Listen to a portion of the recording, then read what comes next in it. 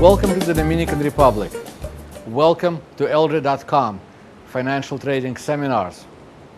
Today, I'm very happy to introduce you to my good old friend, David Weis, who came to our camp to teach his methods, his views of the markets, his approaches to trading.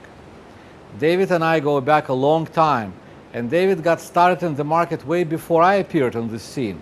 He is a very, very experienced analyst and trader. He is the author of 2 well-regarded books, and I've been asking David for years to please write another book. And when he did not cooperate, I said to him, please come to the camp and let us make a video of you. Let me introduce you to my good old friend and teacher, David Weis. Well, thank you, Alex. It's a pleasure to be here again with you, traveling around the world as we've been doing over the past few years. I love to teach about markets and about trading. The methods that I'll be discussing are derived from the methods of Richard Wyckoff, which I've adapted to trading futures primarily, but they're perfectly applicable, as you will see, to the stock market. This is certainly my favorite subject. It's my main interest.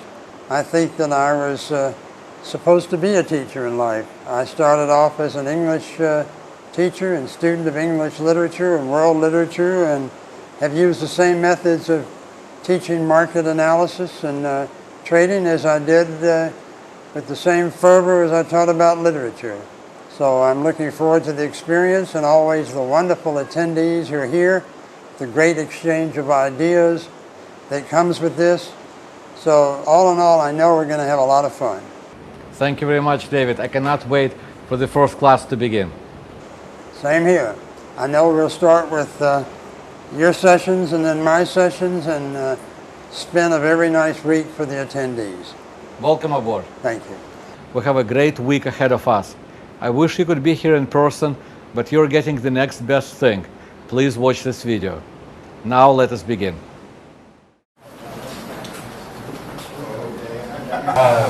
David has interesting background that I'm sure he'll share with you. He is a professional trader and a teacher of traders. He spends his days in front of the screen running some money. But I'm sure David will talk to you about his transition from being an Elliott wave theorist to analyzing price and volume using the Wyckoff technique. In the week ahead of us, you're going to meet and get to know and like one of the great minds in the financial markets, David Weis.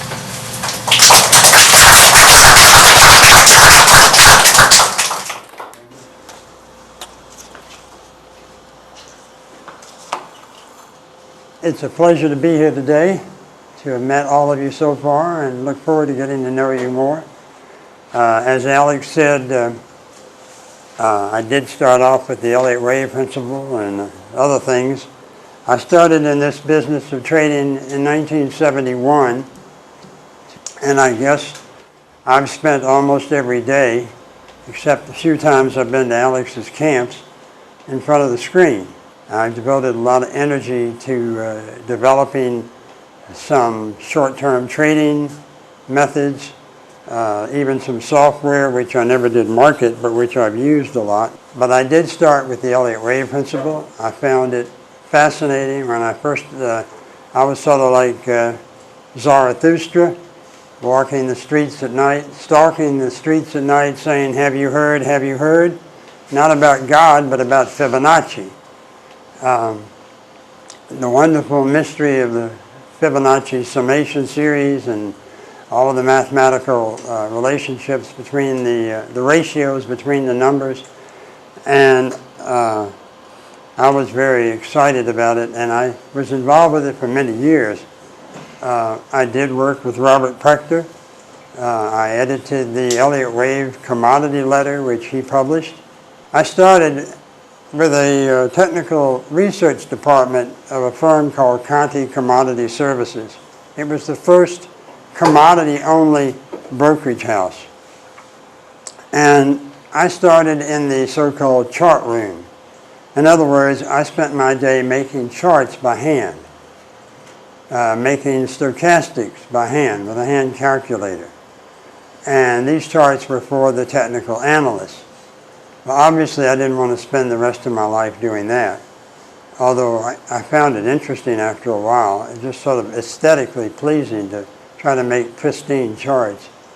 But it didn't have a whole lot to do with making money. Anyway, I was promoted, made into a technical analyst, mostly off the seat of my pants, not knowing what I was doing, talking about moving averages and momentum curves and stochastics. But I was studying Elliott Wave. At the same time, we were brokers. In those days, we paid our way, our salaries, by producing commissions, which wasn't a bad idea. In any event, I shared a client with a friend of mine who was literally making hundreds and hundreds of thousands of dollars in the futures market. And to put it mildly, I was a little interested in how he was doing that. And he told us about the Wyckoff course. And Wyckoff was a trader who came to Wall Street in 1888 at the age of 15 and had all kinds of odd jobs and worked his way up to become a very great trader and an educator. He wrote a market letter of a sort. It was originally called The Ticker. It became the Magazine of Wall Street, and so on. Late in his life, he became ill and had to slow down and decided he'd like to form a University of Wall Street. But because of his health, he took on a smaller project, and that was to put his trading methods into a course, a correspondence course, which is still offered today. It's offered by a company in Phoenix called the Stock Market Institute in Phoenix, Arizona. And I took the course back in 1971. And it made all the difference in the world for me as a technical analyst and ultimately as a trader. Suddenly I was not dwelling so much on moving averages and momentum curves and stochastics, but I was reading what the market said about itself. The Wyckoff course, as originally written by Wyckoff in 1932, is fairly simple. It is based in part on what I call, he didn't of course, but I call it the paranoid conspiratorial view of the world. And that is that there are large operators who are manipulating markets. And if you want to detect the footprints of these large operators as depicted on a chart, here's how. Well, it's a good concept, but I don't think much about that anymore. I used to when I first started. And I know there are large operators in markets, I don't deny it, but I just focus on the behavior on the chart. I think Alberto said that it's very nice to read the chart in the middle. It's the right-hand side that gives him a lot of difficulty, which I think we could all relate to. Well, that's where I live, is on the right-hand side. And what I'm trying to see is I'm trying to find a situation where trades are about to happen. And I want to show you here in this course of these days how I go about finding such trades. And I want to focus on a logical interpretation of charts. In other words, I'm not going to get into any special jargon about accumulation and distribution and all kinds of different elements of that and different terms for different kinds of behavior. I just want to speak to you in a logical manner that anyone could understand. Just common sense about how to read bar charts, how to understand the message of the bar charts, understand the importance of drawing trend lines and support and resistance and channel lines, and how they help bring out the story that's on the charts. And most importantly, I want to share with you some of the action signals that can tell you when a market is in a position to move. Of course, none of this is going to be perfect, and automatic, it still is going to require learning how to read a bar chart and how to interpret if this situation has a higher probability or not. Alex spoke about an edge, and I think that's a good term. I'd never heard this until recently. Years ago, a broker sent me a book by a fellow by the name of Mark Douglas, who's well known, called Trading in the Zone. How many of you have read that book? A lot of you. Well, it's a good book. And I found some things in there that were expressed very nicely. I'd like to read a passage or two that I think are so pertinent. He said, you don't need to know what is going to happen next in order to make money, because there's a random distribution between wins and losses for any given set of variables that define an edge. So Alex has what he calls his edge. I have the things that I consider to be my edge. And they don't always work. There is a random distribution between those times when it works and those times when it doesn't. We're operating in a probabilistic environment. So I don't just automatically buy or sell every one of these setups or edges or whatever you want to call them. I try to determine which ones have a higher probability of working. Sometimes I'm 100% wrong. Sometimes the ones that don't seem to be likely turn out to be the greatest ones. And some of the times the ones that I think look perfect turn out to be duds and don't perform or stop me out. But anyway, to go on with what he said, what you don't know about trading, what you don't know is the sequence of wins and losses, or how much money the market is going to make available on the winning trades. Every time you see certain setups, you don't know how much it's going to make. I mean, in the Wyckoff course, they teach using point and figure analysis and saying, well, you make these point and figure counts and project where a market might go. Well, markets stop for some reason. So I don't depend on point and figure charts. I just depend on my ability to read the market as it unfolds. But anyway, he says, this truth makes trading a probability or numbers game.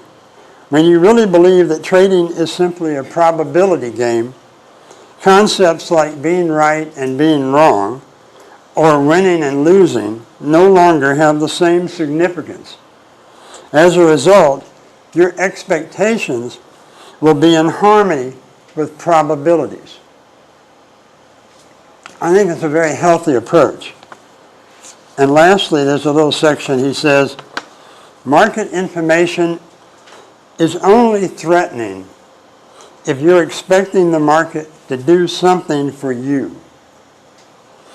Otherwise, if you don't expect the market to make you right, you have no reason to be afraid of being wrong. If you don't expect the market to make you a winner, you have no reason to be afraid of losing. If you don't expect the market to keep going in your direction indefinitely, there's no reason to leave money on the table. Finally, if you don't expect to be able to take advantage of every opportunity just because you perceived it and it presented itself, you have no reason to be afraid of missing out. And he stresses in his book one of the things that's very true. Anything can happen. Alex spoke of a dangerous environment. Anything can happen. I mean, all the best minds can be focused on the market and have a good opinion, and something come along. I'm always reminded of when I was coaching a guy back in 1977. I think it was the first person I ever did coach. And this guy was sort of a high roller, and he didn't do anything in a small way. And I was living in Memphis, and he was living in Little Rock, Arkansas. And the first thing he did was not open a trading account, but going out and raising $1 million. And he wanted me to trade it. And then he put in a direct line between his desk and mine. And every time I wanted to do something, I would show him why on the screen. And he was taking the Wyckoff course at the same time, and so on. And I remember one Friday afternoon, we were just looking at charts and thinking about something to do, and I said, well, why don't we buy some corn? Corn looks like it has a chance of rallying. So we bought 10 contracts of corn. And we went home that weekend, and that was the weekend that the Soviet Union invaded Afghanistan. And Carter imposed a grain embargo. And all the corn that was about to be shipped to the Soviet Union was being dumped back on the U.S. market. And there was a debate for 2 days on whether or not to open the Board of Trade. I mean, that weekend, should we postpone opening the Board of Trade? Because there were going to be so many people like me trapped. And as I say, anything can happen. The mild-mannered little corn market in those days had a 10-cent limit. The margin, we used to trade an eighth of a penny. And the margin was probably $300. All of a sudden, it went down the limit for 3 straight days. And we could not get out. So finally we traded and we were able to get out of the situation. But anyway, anything can happen. And you can read the chart and think you understand. And as I become more and more experienced with stocks, you have these analysts who upgrade or downgrade some stock overnight. Everything looked great, and suddenly it's down $6 in the morning because so-and-so downgraded it. Or, of course, you have earnings that can play havoc with positions. I want to start off with this little exercise here. This is something that I use a lot when I'm teaching. What I want to start is reading bar charts and the message on bar charts. Everybody knows about high, low, and close and volume. But there's a lot to this game of reading bar charts. So I have an abstract problem here. Each one of these is a separate abstract problem. There's problem number 1 through 10. And the trend in all of these situations is down. And we have 2 days, day A and day B. My question to you is, can anyone give me a reason for why they think what's going to happen on day C? How many of you think that the market will rally on day C? How many think it's going to keep going lower? You think it's going to keep going? I have a predilection for down markets. It's much better to be a bear than a bull, except in the U.S. stock market. What I see on these 2 days, the first day there's fairly good ease of downward movement, and that's one of the terms that I use a great deal, is ease of movement. I'm interested in how easy prices move. That is, the size of the range. I'm also interested in the position of the close within that range. And I'm interested in how much follow-through from the previous day's close is there. So in this situation, on this first day, there's fairly good ease of movement, and yet the market closes in the middle. What does that mean? That means somebody decided to buy that day because the market recovered. On the next day, however, there's little follow-through upward from that day's close, and the market continues lower. Now, the question is there ease of movement on day B? And is there much follow-through on the downside on day B? I just try to simplify it right now by just dealing with high, low, and close. Well, are you saying that the close is more meaningful than the open? Because to me it is, yes. Who won that day? There's a struggle going on that day between buyers and sellers. It's the end of the game, yeah. And on that day, we have some way of judging who won. On day A, there must have been some buying for the market to come back and close well off the low. But on day B, there's no upward follow-through, and the market goes lower. But look how small it moved below the previous day's low. Notice also that the close again is well off the low. We're only down a relatively small amount. This implies to me that the market is in a position to try to rally. I look at daily interpretation of bar charts sort of as a bell-shaped curve. What would be the probability after these 2 days of the market gapping above this high? I would give that a low probability. Since this market has been going lower, I would give a higher probability to the idea that the market could gap lower underneath day B. But I would think that given the struggle that it's having to go down, that the market might just try to hold steady or even rally a little bit. On this example, look at day A, look at the ease of movement and the very weak close. What's the message on day B? Is this an overtly bearish day? No. It's not, is it? There's no ease of downward movement. The market still closes weakly, but it does not suggest that there's a great deal of selling pressure. What about this day? Here, day A is very weak, and day B is a gap down a little bit.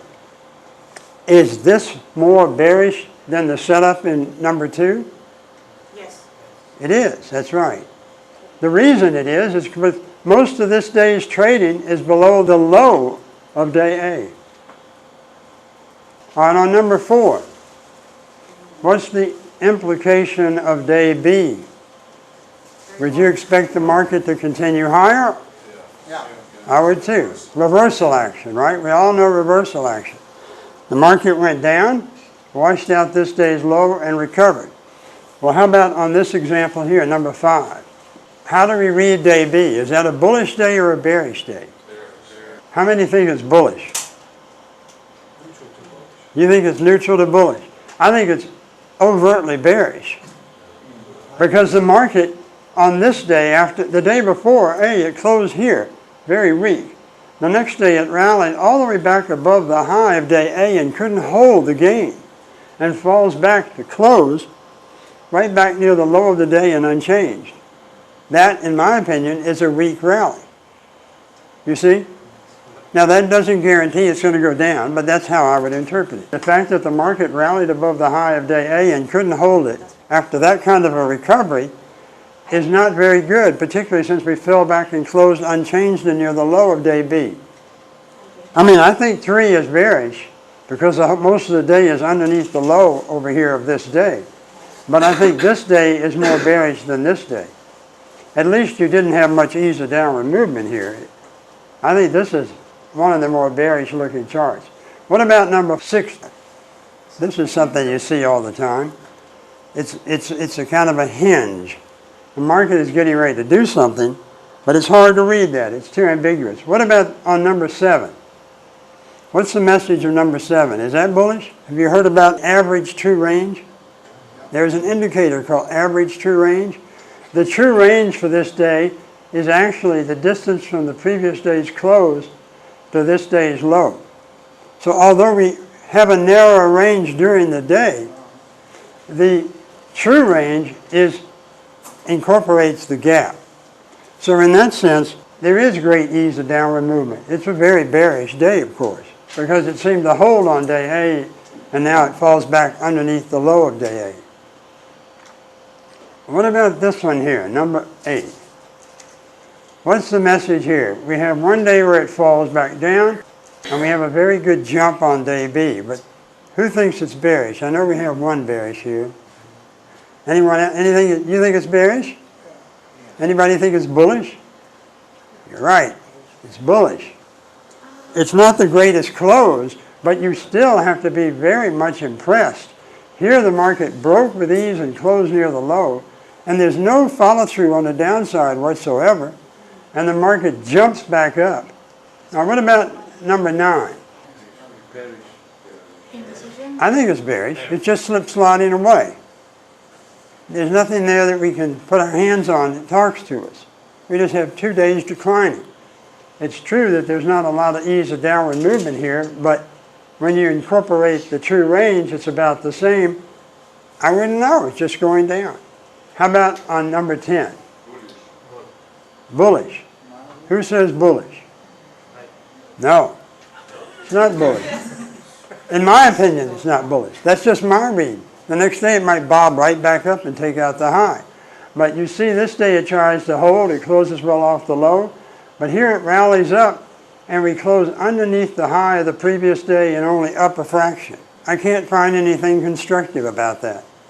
I mean, I've seen this situation where the next day it holds and goes right back up. It's true. But I would be cautious about that situation. Well, look at the next chart. All right, we have 3 individual setups. Each one has 3 days. I'm asking you, of these 3 setups, setup A, setup B, setup C, which is the least bullish in your mind? Okay, the reason for saying that A is the least bullish has to do with what? Volume. Volume, right, but wrong.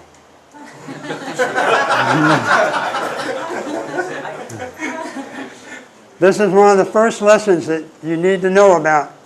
We all work with these assumptions. We have these formulas about volume. That when a market rallies on low volume, it's bearish. When it rallies on high volume, it's bullish. When a market declines on heavy volume, it's bearish. And when it declines on low volume, it's bullish.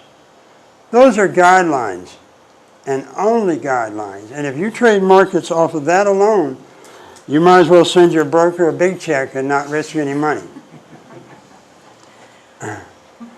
Because it doesn't work that way. Markets will go up on low volume because there's a lack of selling.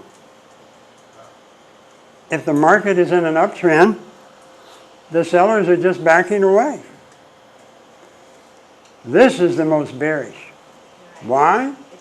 Look at the heavy volume and look at the position of the close. Huge effort to go up, as evidenced by the volume. The volume represents effort, right? Effort to go up.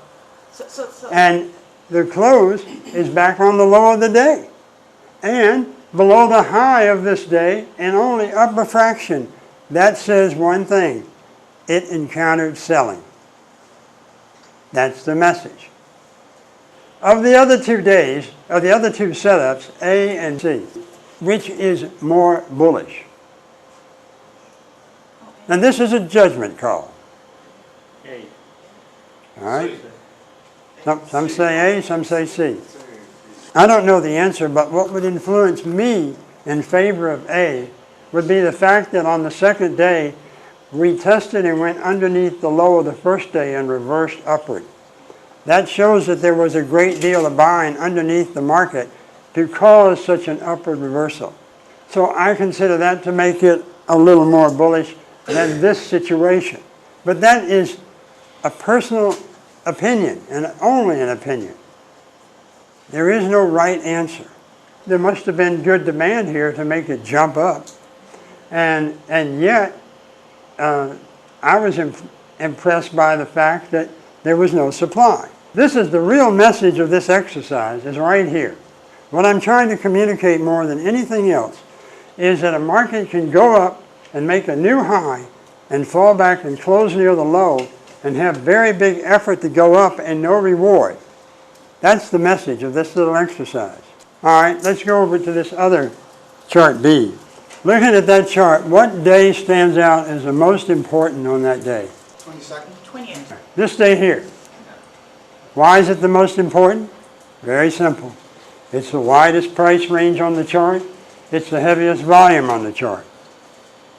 Also, notice the position of the close.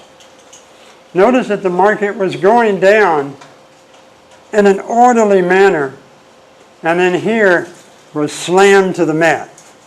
And then notice that there's no follow-through. All of this effort and no more follow-through. The market the next day might go down a hair and it holds. And then it tries to rally again. You see the position of the close, showing that it's having some difficulty going up right here, and that it might pull back. On this day here, the market does go down again, and it takes out the low and reverses to close slightly higher and well off the low. This is bullish behavior right here. The sellers had an opportunity to break the market and no follow-through. That term, follow-through, lack of follow-through. Look at lack of follow-through just coming down. I'm always interested when markets go underneath levels of support and it doesn't entice new selling in a big way. And we'll discuss that in great detail. What's the message of this day here? What happened on this day here? Close lower. Close lower, right. What else? What else? Little volume. Do we have ease of movement on that day? The fact that we don't have ease of movement, what would that imply? The market is having difficulty making much progress. That's the narrow range. Also the position of the close. The close, we couldn't even hold where we were that day. We fall back and close nearer the low than the high and fractionally lower. And look at the effort as reflected by volume. It's the lowest volume we have. So the implication here is that demand or buying has grown tired. And why? We've come back to the point from which this collapse occurred. Why would a market meet resistance there? And we'll see this and we'll talk about it over and over again. But the people who bought this rally and held on through this break now get an opportunity to get their money back. They're liquidating their longs here. They're thankful to recoup their losses. The people who were smart enough to buy here say, hey, look, we're coming up into the thick of this work. This is resistance. I'll take profits. And then there are new shorts who say, hey, it failed up here before. I'm going to go short. And all of that selling is what's being stopped, the demand here. Let's go to the next chart. Okay, here's where we were. Chart B continued. The market ran out of steam and it starts to go down. Notice the first day down, it's supported somewhat because it closes off the low. Hard to tell what that means because there's good ease of downward movement. The next day, the market goes lower and recovers very nicely and closes on the high. And the inference is that the market may be ready to continue upward, this trend right here. And this is one of those things that happens. Lack of follow-through. No ability to keep going whatsoever. In fact, it gaps lower and it closes lower and closes under the low of this day here, erasing all of the buying that came here on this day. And the market continues down, and on the low day, the market closes underneath this support area. At this point right here, the sellers are in control, right? If that's all you're looking at on this chart, and you don't see any other days besides this day alone, you would say the market is in position to go lower. Anyone would. The volume is modest, it's not climactic, it's healthy, but yet there's no follow-through. When the market goes underneath a level of support and closes underneath the level of support, and there's no follow-through the next day, then one should consider the possibility of going long or watching to go long. Because when you are buying in a position like this, you're buying at the danger point where the risk is least. You're buying where you can put a stop just underneath these lows instead of waiting for the market to come back up here where the risk is so much greater. That's what this whole concept is about, is finding a low-risk entry. And we'll be discussing this on and on in different forms. Then on this chart, we did get a response. We turned up, but the next day, true to form, the sellers came rushing back in, and the profit takers, and they sold the market right there. And yet, the next day it goes down and it tests and it holds.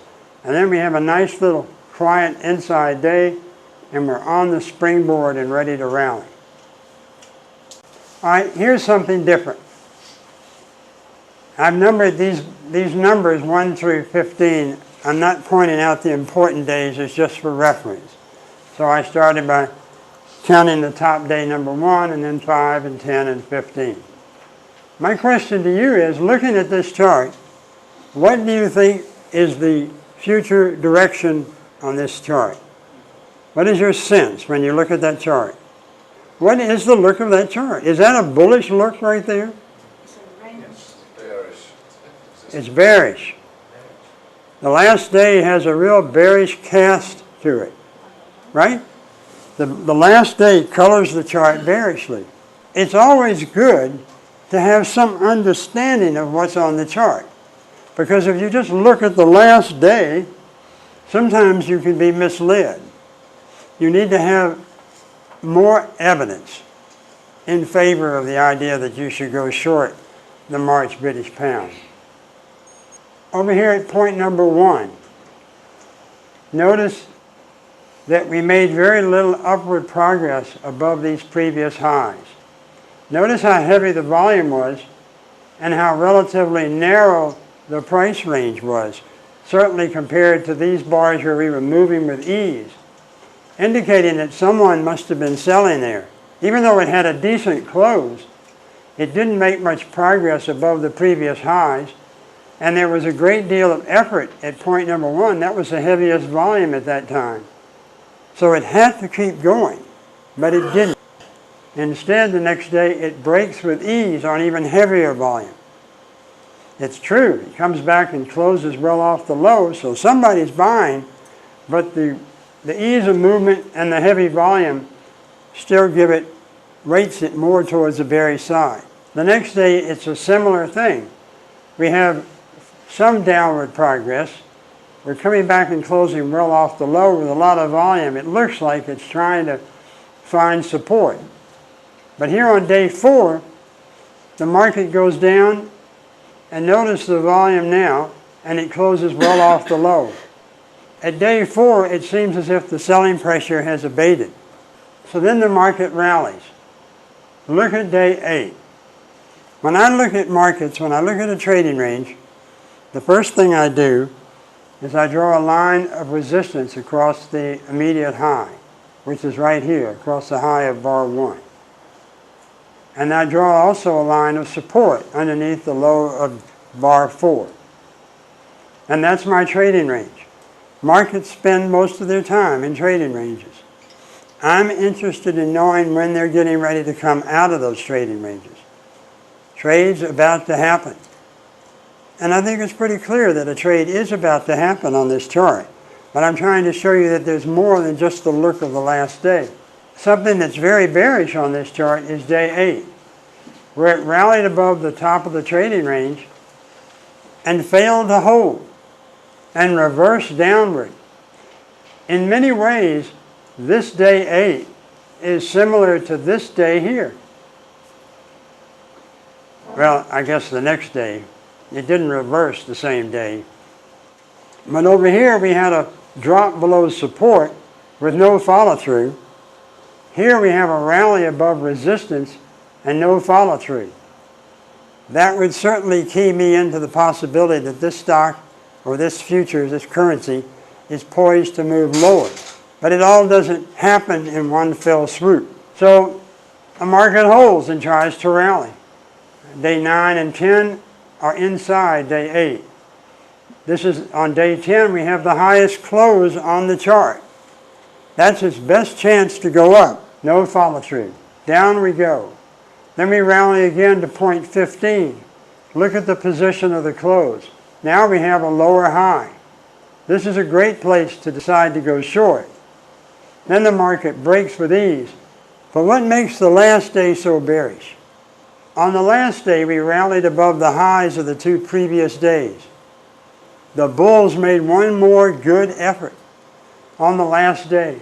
They took out the highs of the previous 2 days, and there was no upward follow-through. They couldn't hold the gains. And instead, the market reverses and closes near the low. And it's just like me playing with my grandson and stacking blocks up. There's a point where the blocks the tower of blocks will tip over. And this is it on this chart. Okay, you want to go to the next chart? Now this is the euro currency right here.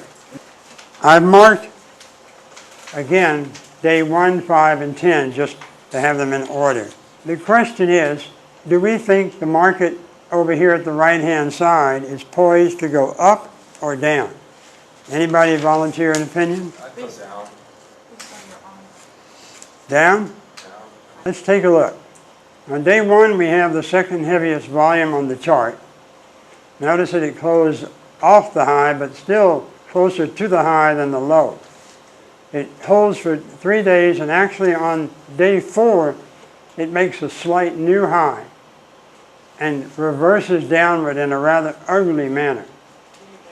On day 5, the selling stops. The market recovers and closes somewhat off the low. The next day we do get a bounce. And we hold within day 5 for the next 3 days. And day 9, what's the implication of day 9? Like we saw in the March pound, here it goes above the highs of the previous 4 days, right? It looks like it's going to break out if you're watching it intraday, but by the end of the session, we're closing near the low. Certainly a bearish connotation. The next day it tries to rally. It's unimpressive one way or the other. But day 11 is a key day. Draw a line of support under day 5. And you see that the market on day 11 goes underneath all of these lows and recovers to close way off of the low. In addition, the market moved up with great ease, almost vertically here, with a lot of volume, 2 days before number 1. Markets have a tendency to return to high volume vertical areas. You see the rally to number 1 is testing the vertical area here where the sellers overcame the buyers. Now on this pullback, the market is testing the area where the buyers overcame the sellers. So I would say that the odds favor that this is a spot to make the bet and put the stop just underneath the low. Day number 1 I just chose because it was the high point at that time. I thought that at day number 1, if I had been watching that in real time, I would have said, here's a lot of volume coming in, and notice the position of the close. It's still a higher close, but obviously somebody was selling for the market to drop that much off of the high. And then secondly, I'd be looking over to the left, and I see where a lot of people were trapped. Here's where many longs were trapped, and some of them had the fortitude to stick and hold it out in hopes of a recovery. So we've come back up into that area, and that long liquidation is taking place again. It's at day 11 that I think shifts the weight back to the bullish side. Day 11, we go underneath the lows of the previous 6 days and don't follow through. So that interests me. Again, buying at the danger point where the risk is least. Instead of waiting for the market to get back up to the high, if I buy it up here, where do I have to protect? If I want to give it a chance, I'm probably going to have to protect somewhere back down here.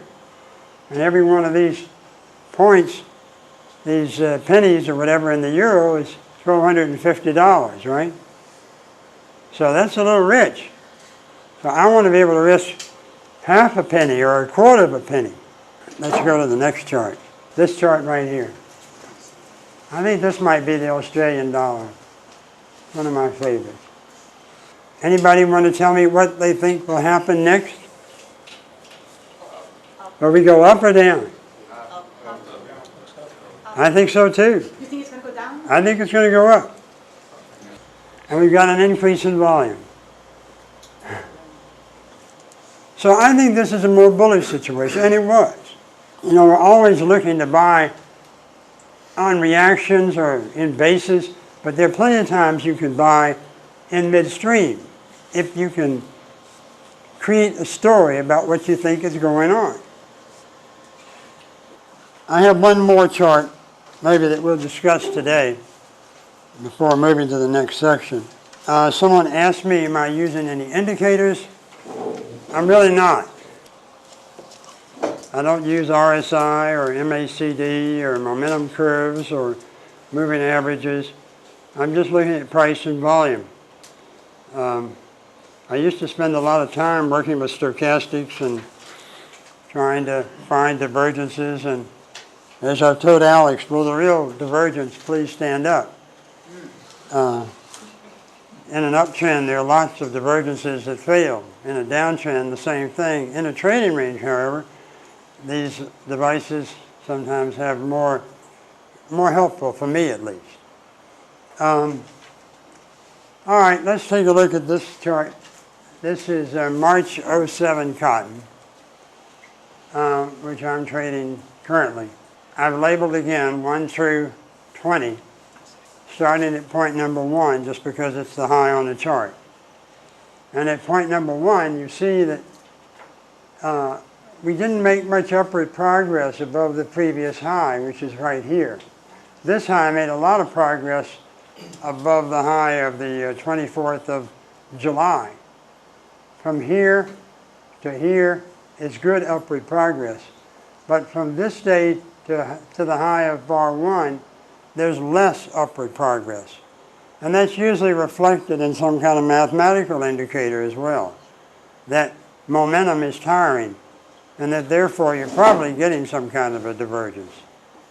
But I'm very interested to see when the thrust of an up move is shortening. I didn't come up with that. Wyckoff came up with that in 1909. Shortening of the thrust. Observing when the market is growing tired, just by how much progress it makes from high to high to high, and in a downtrend off of lows. But in addition, on day 1, notice the position of the close.